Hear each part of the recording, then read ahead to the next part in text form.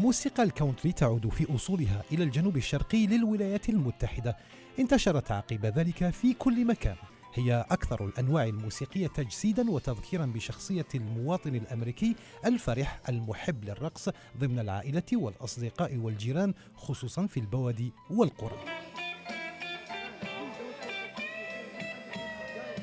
هنا في ماكلين بولاية فيرجينيا يتحول هذا المرأب من حين إلى آخر إلى قاعة حفلات للموسيقى التقليدية والشعبية الأمريكية، خصوصا منها الكونتري.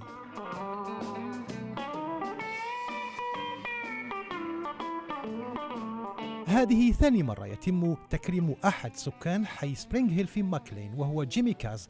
عوائد الحفل تذهب إليه كي يتجاوز محنته مع المرض المزمن الذي أصابه.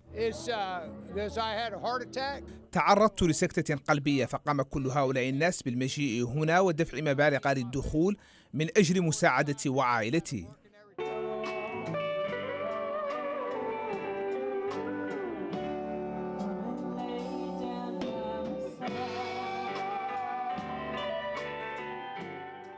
نجمة الحفل كانت بيتسي غودي، وهي من أهم وأشهر فنانات الكونتري في ولاية فيرجينيا. حازت على العديد من الجوائز اليوم. قررت أن تغني مع فرقتها كونتري كلاسيك تعبيرا عن تضامنها مع جيمي كاز. تعتبر بيتسي الكونتري أكثر الأنواع تعبيرا عن شخصية الأمريكي. أعتقد أن موسيقى الكونتري تتفاعل مع القلب. إنها موسيقى نقية مرتبطة بجذور الأمريكيين في الأرياف وجبال الأبالاش. لقد بدأت بسيطة عبر أشخاص جالسين ويعزفون، ثم تطورت بعد ذلك لتصبح على ما هي عليه اليوم.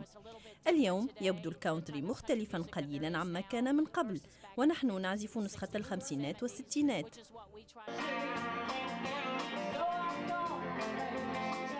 وتعتقد بيتسي أن الطابع الاجتماعي التلقائي البعيد عن متطلبات الاستعداد والتحضير هي ما جعلت الكونتري أقرب إلى قلب السامع وأجمل انعكاس لتاريخ الأمريكيين.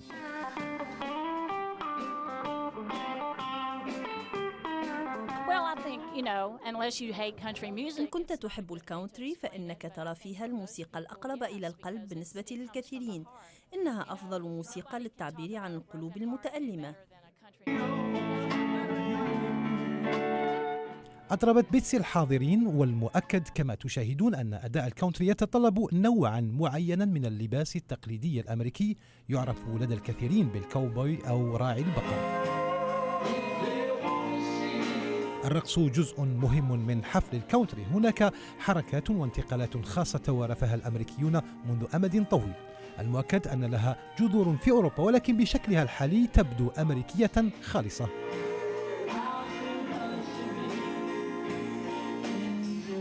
هذا الزوج في سبعينات العمر لا يتوقف عن الرقص، والمفاجأة أن لرقصه علاقة باستمرار الزواج لقرابة 50 عاما.